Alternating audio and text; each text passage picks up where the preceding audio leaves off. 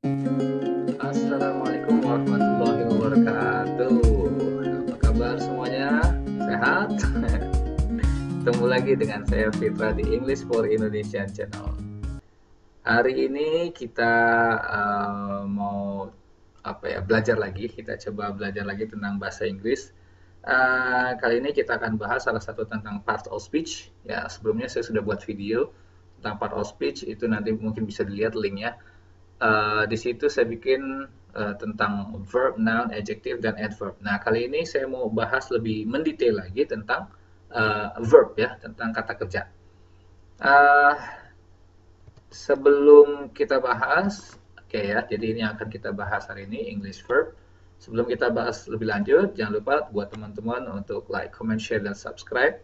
Karena like, comment, share, dan subscribe ini gratis ya, karena gratis ya jadi gampang lah, nggak perlu bayar, nggak perlu apa, tinggal cetet gitu aja. Jangan lupa loncengnya juga dinyalain ya, biar nanti kalau ada video baru kayak hari ini nih saya bikin video baru nanti langsung dapat notifikasinya. Asik kan? Asik dong. Oke ya, jadi uh, itu yang akan kita bahas hari ini ya, jadi tentang tentang verb, sorry, tentang verb. Nah, verb itu pertama kita harus tahu dulu fungsi verb apa. Verb itu fungsinya adalah to express action or state of being. Jadi untuk mengemukakan action, action itu tindakan, apa yang dilakukan, or state of being atau uh, keadaan seseorang, state of being ya, status keadaan seseorang. Nah, itu fungsi dari verb. Nah, verb ini dia secara garis besar ada tiga macam jenis kata kerja. Yang pertama adalah action verb, lalu ada linking verb, lalu ada helping verb, ya. Oke. Nah, apa sih bedanya action verb, linking verb, sama helping verb? Itu akan kita bahas hari ini. Ada nggak ya pusing kayak gini nih? Waduh, baru mulai udah pusing. Apaan tuh linking verb? Linking park saya tahu. Linking park, tahu linking park gak? Jadul juga ya. Ya, jadi yang pertama adalah action verbs. Action verb itu fungsinya adalah to express action dan possession. Untuk menunjukkan action, doing something, atau possession, atau kepemilikan. Contohnya action doing something itu misalkan kayak give, eat, walk, run, sleep. Banyak lah pokoknya melakukan sesuatu. Ya, draw, paint, banyak pokoknya. Nah, itu salah satu fungsi dari action verb, to express action. Fungsi lainnya adalah to show possession atau menunjukkan kepemilikan. Kepemilikan. Misalkan saya bilang I have a new car, saya punya mobil baru. Nah kan have itu menunjukkan kepemilikan. Ya, nah itu adalah fungsi dari action verb. Action verb ini dia bisa dipecah lagi menjadi dua. Ada yang namanya transitive, ada juga yang intransitive. Transitive, intransitive. Nah, apa itu transitive, intransitive? Transitif artinya kata kerja tersebut membutuhkan objek, betul. Jadi kata kerjanya membutuhkan objek. Sedangkan intransitif, kata kerja yang masuk ke dalam intransitif berarti dia tidak memerlukan objek. Ya, jadi cukup kata kerja itu tanpa ada objeknya, dia sudah jadi kalimat yang bisa dipahami, ya, sudah kalimat utuh, bisa dipahami dengan mudah. Ya, ini jangan sampai apa ya, gimana biar ingat ya transitif itu butuh objek, kalau intransitif tidak butuh objek. Ini lihat aja nih yang depan ini in. In itu adalah prefix untuk menunjukkan arti negatif. Sama seperti ada possible, impossible, polite, impolite ya kan. Nah, ini transitif, intransitif ya. Jadi transitif needs object, intransitif doesn't need object. Kita langsung masuk ke contoh. Contoh pertama, Raisa raises her hand. Ya, Raisa raises her hand. Raises her hand itu artinya apa? Artinya Raisa mengangkat tangannya. Ya, raises her hand artinya Raisa mengangkat tangannya. Bisa nggak kalau misalkan kita cuma bilang Raisa mengangkat? Raisa mengangkat. Udah bisa dipahami belum? Raisa mengangkat. Belum kan? Jadi makanya kalau cuma mengangkat aja berarti dia belum utuh. Maka raises ini dia masuk ke dalam kata kerja yang membutuhkan objek. Ya nggak bisa kita cuma bilang Raisa mengangkat. Mengangkat apa? Nggak jelas meaningnya gitu. Maka butuh objek. Raisa raises her hand. Raisa mengangkat tangannya. Raisa mengangkat mobil. Oh, kayak apa Sina apa ya? Apa Wonder Woman. Raisa raises her hand. Jadi Raisa mengangkat tangannya. Raise itu adalah kata kerja transitif. Contoh selanjutnya ada rise. Nah, Raisa rises slowly from her seat. Rise di sini artinya bangun ya, beranjak, bangun. Raisa bangun secara perlahan dari tempat duduknya. Nah, rise di sini beda dengan raise tadi.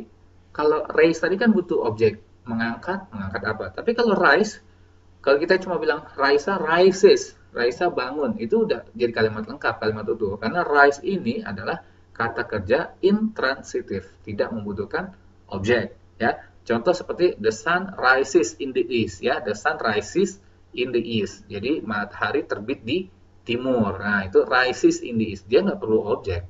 Ya, in the east itu bukan objek ya. Oke, ini juga rises termasuk dalam intransitif. Lanjut. Bob told a joke. Bob told a joke.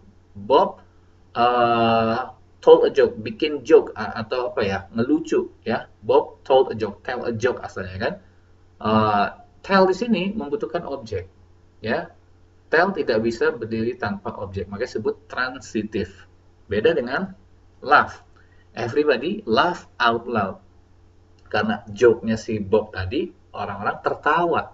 Nah, tertawa ini kan kata kerja, tapi dia nggak butuh objek. Nah, itu yang disebut intransitif. Oke, bisa dipahami ya. Jadi, transitive needs an object, intransitive doesn't need an object. Ya, lanjut. Oke, transitive verbs sometimes have indirect object. Nah, tadi kan transitif butuh objek. Nah, objeknya ini ada dipecah lagi menjadi dua. Ada yang disebut direct object, ada yang disebut indirect object. Objek langsung, objek tidak langsung. Bedanya apa? Nah, kalau objek tidak langsung, cara gampangnya, saya kasih contoh deh ya. I gave Becky some pencils. I gave Becky some pencils. Saya ngasih beberapa pensil kepada Becky. Pertanyaannya, yang saya kasih itu apa? Yang saya kasih itu apa? Pensil, ya kan? Nah, yang saya kasih itu adalah direct objeknya. Pensil yang saya kasih itu adalah direct objeknya. I gave Becky some pencil. Jadi saya ngasih beberapa pensil kepada Becky. Yang saya kasih itu adalah pensil. Nah, itu direct objeknya. Saya ngasih pensilnya ke siapa? Nah, ke siapa itu adalah indirect object, objek tidak langsungnya. Ya, jadi indirect itu adalah kepada siapa atau untuk siapa. Ya, kepada siapa atau untuk siapa. Contoh lanjutnya, my dad bought me a new handphone. Ayah saya membelikan saya sebuah handphone baru. Yang dibeli apa? Handphone. Nah, yang dibeli adalah direct object, handphone. Belinya buat siapa? Buat saya. Nah, saya berarti indirect object, ya kan? For whom or to whom. For whom, to whom. Itu indirect object. Oke, I made my mom a cake. Nah, artinya saya membuatkan kue untuk ibu saya. Bukan saya membuat ibu saya menjadi kue. No ya. I made my mom a cake, artinya saya bikinin kue buat ibu saya. Yang dibikinin apa? Yang dibikin adalah kuenya, ya kan? Membuat kue. Untuk siapa? Untuk ibu saya. Nah, berarti kuenya itu adalah direct object. My mom-nya adalah indirect object. Gampang kan? Gampang lah, pokoknya kalau udah ada contoh yang simbolis begini, insya Allah lebih mudah dipahami ya. Don't show him your jealousy. Ayo, kira-kira yang mana direct objeknya? Jealousy, yes, betul. Jealousy, kecemburuan. Ya kan? Show jealousy, menunjukkan kecemburuan. Apa yang ditunjukkan? Kecemburuan. Kepada siapa? Him. Nah, him adalah indirect object. Nah, yang terakhir, she told me a secret. Ini nggak usah dijelasin lah, gampang ya. Subjeknya she, verbnya told, me-nya menjadi indirect object, lalu a secret-nya menjadi direct object. Ini yang warna biru-biru ini berarti direct object ya. Some pencils, a new handphone, a cake, your jealousy, and a secret ini adalah direct object. Nah, kalau kita perhatikan nih bentuk-bentuk kalimatnya, pola-pola kalimatnya, berarti indirect object biasanya posisinya di antara verb dan direct object ya. Posisi indirect object biasanya di antara verb, nih kayak verb, gave, bought yang kuning ini, di antara verb dan direct object. Itu adalah posisi dari indirect object. Oke. Nah, itu direct indirect object dari action verb. Nah, sekarang yang kedua. Ada yang disebut sebagai linking verb ya, bukan linking park, linking verb. Link, nge-link ya kan, link itu kan nyambung ya, link. Linking verb connects the subject of a sentence to a noun or adjective that names or describes the subject. Jadi fungsi linking verb itu cuma nyambungin antara subjek dengan nyambungin subjek dengan benda atau subjek dengan adjektif. Nah, benda atau adjektifnya ini disebut sebagai subject complement. Ingat ya, bukan objek tapi subject complement. Contohnya nih, kayak misalkan Jason became a great actor. Jason ini subjek, became ini adalah linking verbnya. Lalu a great actor ini adalah subject complement ya. Jadi bukan objek tapi subject complement disebutnya. Kenapa? Karena ini adalah ya sebenarnya Jason juga ya kan. Rename the subject. Kalau yang contoh saja Lisa is smart. Lisa subject, is adalah verb dan verbnya di sini adalah linking verb. Smart adalah adjective mendescribe si Lisa. Ya, jadi smart bukan objek tapi subject complement describing Lisa. Oke. Lalu Donald look awkward. Look juga termasuk ke dalam linking verb ya. Donald terlihat canggung ya, kikuk, canggung, awkward. He feels happy. Dia merasa senang ya. Ini juga linking verb. Feels itu linking verb. Nah, mungkin yang jadi pertanyaan sekarang, yang jadi linking verb itu apa aja? Yang termasuk ke dalam linking verb kan gitu ya. Yang termasuk ke dalam linking verb apa aja? Yang pertama, the most common linking verb is the verb to be in all its forms. Jadi kata kerja to be di segala bentuknya, Jadi to be kan bisa is, am, are, was, were, be, being, been. Nah, itu segala bentuk to be. Dia itu termasuk ke dalam linking verb ya. Jadi linking verb itu contohnya adalah to be, linking verb. Lalu become juga linking verb. Lalu ada seem juga linking verb. Dan sense verbs. Jadi kata kerja yang berhubungan dengan our senses. Indra ya, panca indera ya, indra bukan indra warkop, itu indra. Oke.